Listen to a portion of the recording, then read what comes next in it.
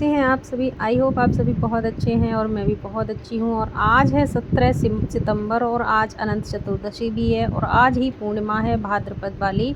और आज से ही पितृपक्ष का शुरुआत हो जाती है। तो आज सबसे पहले तो आप सभी को अनंत चतुर्दशी की बहुत बहुत शुभकामनाएं। तो बस यहाँ पर ये ब्लॉग जहाँ से मैंने पिछले ब्लॉग का किया था एंड वहीं से मेरा ब्लॉग शुरू हो रहा है, यानी कि शाम का टाइम है और दिन है मंडे का।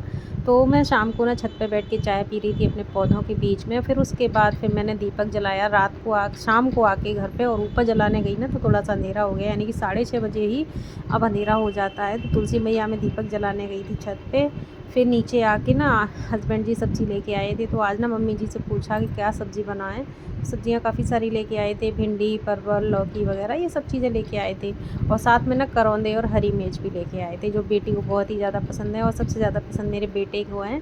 तो मैं उसको ना मिस कर रही हूँ, क्योंकि उसने जब पिछली बार आया था तो उसने बोला था मम्मा एक बार और बना देना। उस टाइम पे ना मार्केट से आ नहीं पाए थे, तो मुझे बहुत बुरा लगा इस चीज़ का कि आज आ गए हैं ये और मेरा बेटा है नहीं यहाँ पे। बट कोई नहीं, जब आएगा तब उसको फिर से बना के खिला दूँगी।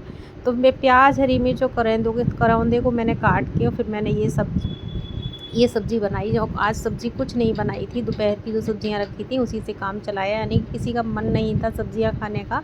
तो बस ये चटपटी सी जो तीखी टेस्टी सी सब्ज़ी बनाई, बस उसी से आज हम लोगों ने रोटियां खाई। तो हमारा डिनर होने के बाद फिर सारे काम करने के बाद अब मैं मिल रही हूँ आपसे सीधे नेक्स्ट मॉर्निंग। और आज है पूर्णिमा और अनंत चतुर्दशी भी है। तो आपसे मैं पहले ही बोल चुकी हूँ अनंत चतुर्दशी की शुभकामनाओं के बारे में।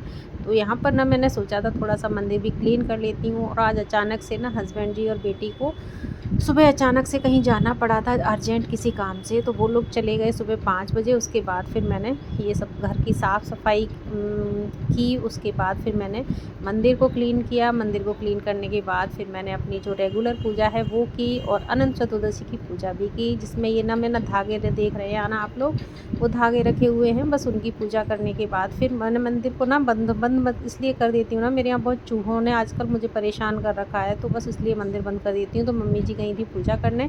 फिर मम्मी जी ने पूजा की, यानी कि वो थोड़ा सा लेट पूजा की थी। और अभी टाइम हो रहा था यहाँ पर 9:30 बजे का। और आज नाश्ता वगैरह भी मैंने कुछ भी नहीं बनाया था, केवल चाय बिस्किट वगैरह पापा जी ने ले लिए थे। बाकी फिर सोचा था, मैंने दही रखा हुआ था फ्रिज में, तो वो सोचा कि आज मैं ना कढ़ी बना लेती हूँ। तो बस मैं बेसन को निकाल के लाई फ्रिज में से। बेसन मैं अक्सर ना फ्रिज में ही रखती हूँ। बेसन, सूजी, ये सारी चीज़ मैं फ्रिज में ही रख देती हूँ पॉलीथीन में बंद करके। अगर डिब्बों में करके रखो ना तो स्पेस ज़्यादा घिर जाता है, इतना फ्रिज में नहीं स्पेस होता है। तो और पॉलीथीन में पैक करके रख दो ना, काफ़ी सारा सामान बन जाता है फ्रिज में। और ये चीज़ें ना फ्रिज में रख दो तो सालों साल ख़राब नहीं होती है। मैंने ये चीज़ देखी है, मैं ना पहले नहीं जानती थी। तो जहाँ मैं जॉब करती हूँ वहाँ मेरी स्टाफ में मेरी सीनियर थी, तो वो मुझे मतलब मैं उनसे बहुत ज़्यादा मोटिवेट होती थी। वो जो चीज़ें मुझे बताती थी मैं सीखती थी, यानी कि सीखने की तो कोई उम्र नहीं होती है। जब जो चीज़ें किसी से भी सीखने को मिले ना तो ज़रूर सीखना चाहिए। तो मैंने बस उन्हीं से ये चीज़ें सीखी थी। तब इतना मोबाइल भी नहीं चलता था, तो मोबाइल यूट्यूब वगैरह नहीं चलाते थे। और यूट्यूब चलाना तो ये 4-5 साल से शुरू ज़्यादा हुआ है। और पता मुझे क्या लगता है, काश मैं यूट्यूब पर पहले आ गई होती और ब्लॉग वगैरह स्टार्ट कर दिया होता, तो अब तक मैं पता नहीं कहाँ होती।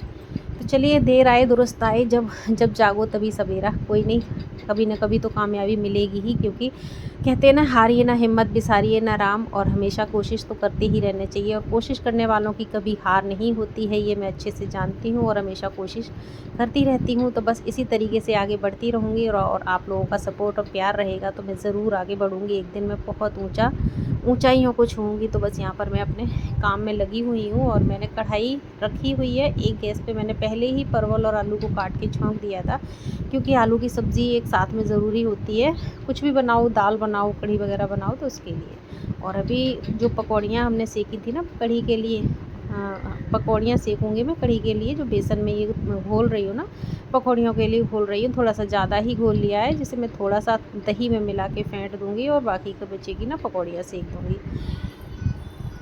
और आज ना गणेश जी का विसर्जन भी होगा, तो बड़ा शोर शराबा हो रहा है घर के बाहर, जहाँ जहाँ गणेश जी की स्थापना की गई है वहाँ पे पूजा वगैरह सब कुछ चल रही है। तो वॉइस ओवर इसलिए करना पड़ता है मुझको, क्योंकि जो बाद में पीछे से जो बैक से जो आवाज़ें आती हैं ना, उस पर कॉपीराइट आ जाता है, तो वो सारी आवाज़ें बंद करनी होती हैं।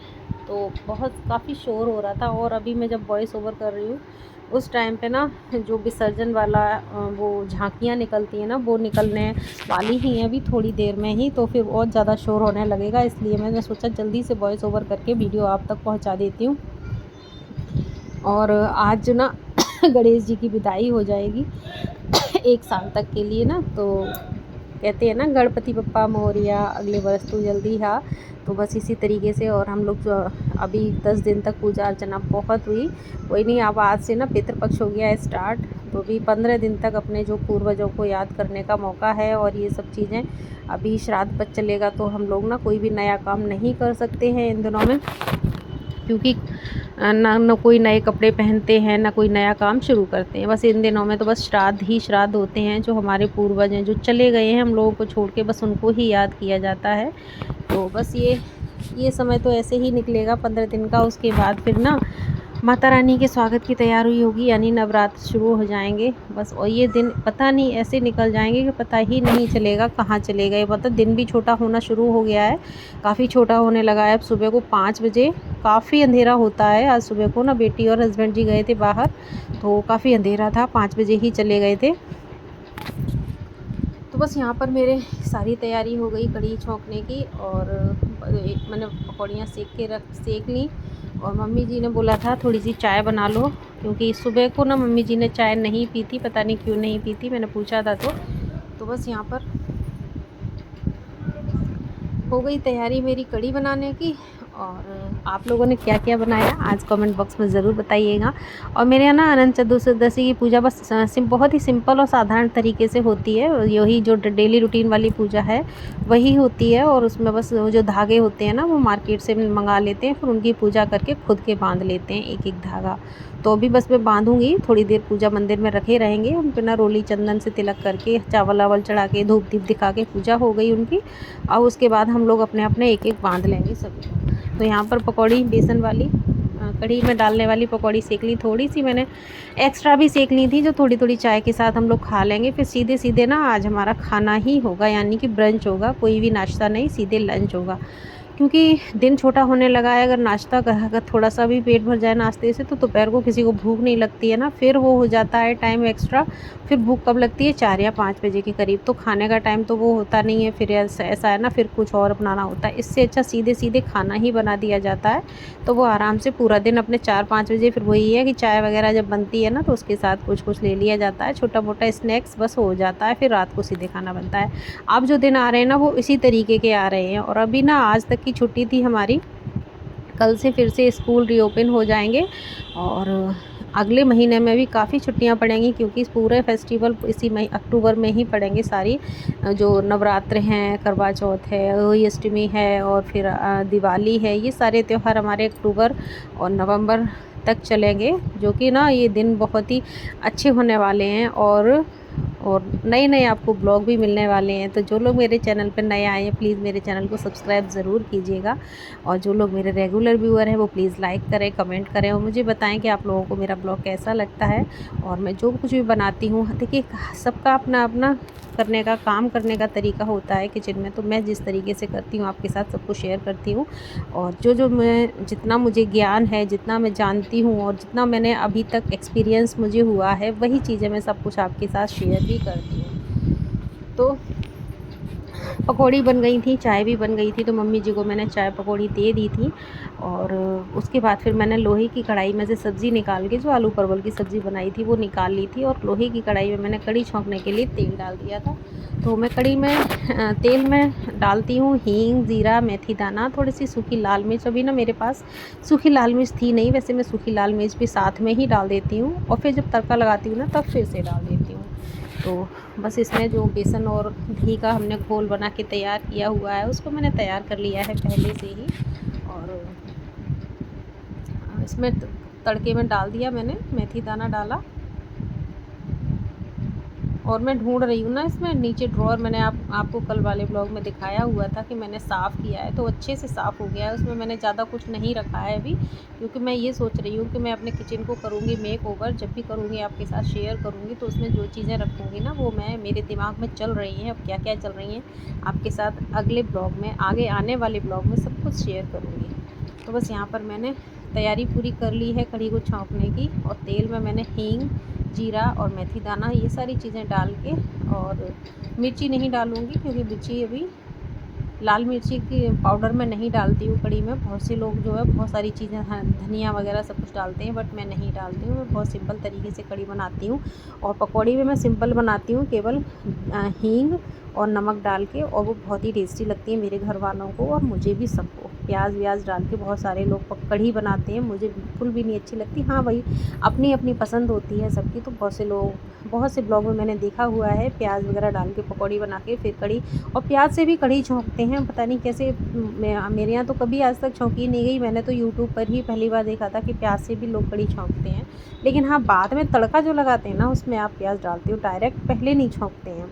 तो बाद में जो डालते हैं ना वो बहुत टेस्टी लगती है कढ़ी। बाद में प्याज वगैरह से अगर तड़का लगाओ तो बहुत ही टेस्टी लगती है। तो अभी मैं सिंपल सी बना रही हूँ, बाद में अगर किसी को खाना होगा तो प्याज से तड़का लगा दूँगी। तो काफ़ी सारा पानी डाल के मैंने, और इसको हाई फ्लेम पे खूब देर चलाया, जब तक इसमें ना उबाल नहीं आ जाएगा तब तक इसको हम चलाते रहेंगे। जैसे ही उबाल आ जाएगा फिर हम इसकी गैस को सिम करके और इसको घंटों तक पकने देंगे। कढ़ी को ना खूब देर जितना ज़्यादा पकाया जाता है ना उतनी ही ज़्यादा टेस्टी लगती है, और मेरी तो फेवरेट है कढ़ी। यानी कि आपने मेरे ब्लॉग में, कई ब्लॉग में अभी लगातार देखा होगा कि मैं हर एक हफ्ते में एक बार कढ़ी बना ही लेती हूँ। तो अभी ये जब से ना कान्हा जी की छठी हुई है तभी से स्टार्ट हो गई थी कढ़ी बनाना, तब से मैं बना रही हूँ, 3 बार बना चुकी हूँ। तो ये बस ऊपर छत पे आई थी करी पत्ता को तोड़ने, और आप देख सकते हैं मेरे 2 पेड़ हैं करी पत्ता के, एक ये वाला लंबा वाला और एक छोटा वाला, जिसमें से ने मैंने एक डाली तोड़ी है। और मैंने ये दोनों अलग अलग करके ग्रो किए हुए हैं, एक में से ही ग्रो हो गए थे। और ये देखिए कढ़ी हमारी बिल्कुल पक चुकी है और बहुत ही टेस्टी दिख रही है। मुंह में पानी आया हो तो बताइएगा ज़रूर कमेंट बॉक्स में। और उसके बाद फिर मैंने आटा भी तैयार कर लिया था, मम्मी जी बोली थी खाना सेक दो, और यहाँ पर टाइम हो रहा था 10 सवा 10 बजे का, यानी सुबह 5 बजे से लेके और मेरे 10 बजे तक के घर में सारे काम, यानी खाना पीना सब कुछ हो गया। मैं बिल्कुल फ्री हो गई खाना पीना सबसे। अब जो काम करूँगी वो मैं आपको नेक्स्ट ब्लॉग में दिखाऊंगी, क्योंकि ये ब्लॉग अगर ज़्यादा कुछ करूँगी ना अभी इसी में तो बहुत ज़्यादा लंबा हो जाएगा। इसलिए मैं इस ब्लॉग में तो इतना ही बस खाना पीना ही बनाया था, वही दिखाया है। अगर आपको मेरा ब्लॉग अच्छा लगे तो प्लीज़ बताइएगा और कमेंट ज़रूर कीजिएगा। सबसे पहले बनाई मैंने यहाँ पे गऊ माता की रोटी, और गऊ माता की रोटी क्योंकि आज कोई नाश्ता नहीं बना था, सीधे सीधे खाना ही बन रहा था। तो गऊ माता की रोटी बनाने के बाद फिर मम्मी जी के लिए रोटियाँ सेकूँगी। और मम्मी जी मुझसे पूछ रही थी कि कढ़ी बन गई, तो मैंने बोला हाँ बन गई है। तो मैं उनके लिए ना थोड़ी सी कटोरी में लेके जा रही हूँ, तो वो चेक कर लेंगी बनी है कि नहीं, क्योंकि ना मम्मी जी को ज़्यादा एक्सपीरियंस है, वो ज़्यादा मतलब मुझसे बहुत बड़ी हैं तो उनको ज़्यादा एक्सपीरियंस है, तो उनसे ही पूछ के मैं सभी काम करती हूँ। तो बस उनको दिखाने के लिए जा रही हूँ, चेक कराने के लिए कि आप देख लो बनी है कि नहीं। और थोड़ी देर अभी पक ही रही है, यानी कि धीमी गैस पे मैंने पकने के लिए छोड़ दी है। जब तक मैं रोटियाँ सेकूँगी तब तक और ज़्यादा पक जाएगी। तो पापा जी आए नहीं थे, तो फिर उसके बाद पक गई थी कढ़ी और मैंने लगा दिया था उसमें तड़का। और यहाँ पर मैं रोटियाँ सेक लूँगी, तो मम्मी और पापा जी दोनों लोग खाएंगे, उन्हीं के लिए सेकूँगी और मैं भी खाऊँगी। तो आज हमारा खाना हो गया था 11 बजे तक, खाना पीना सब कुछ हो गया था, क्योंकि आज ना काफ़ी सारा जुलूस निकलेगा। जो हमारे घर के आगे गली है, सड़क है, वहाँ से गंगा जी में विसर्जन करने जाएंगे गणपति बप्पा को। तो काफ़ी शोर शराबा होगा और देखेंगे छत पे जाके, तो वीडियो बनाऊँगी मैं आपके साथ ज़रूर शेयर करूँगी। तो बस यहाँ पर रोटियाँ सेकने के बाद फिर किचन को करूँगी क्लीन। और इधर मशीन में थोड़े से कपड़े डाल दिए थे मम्मी जी के, क्योंकि मम्मी जी के कई दिनों से कपड़े धुले नहीं थे, तो वो सब सूखे ही बाथरूम में रखे हुए थे, तो मैंने सोचा उनके कपड़े डाल देती हूँ। तो उनके कपड़े भी डाल दिए हैं। और आज ना लाइट भी कट हो जाएगी जब जुलूस निकलता है ना, तो तो ये था दोस्तों आज का मेरा ब्लॉग। कैसा लगा आपको ज़रूर कमेंट में बताइएगा, और मेरे चैनल को सब्सक्राइब कीजिएगा, वीडियो को लाइक कीजिएगा। तो फिर मिलूँगी एक नए ब्लॉग के साथ, तब तक के लिए राधे राधे, जय श्री कृष्ण।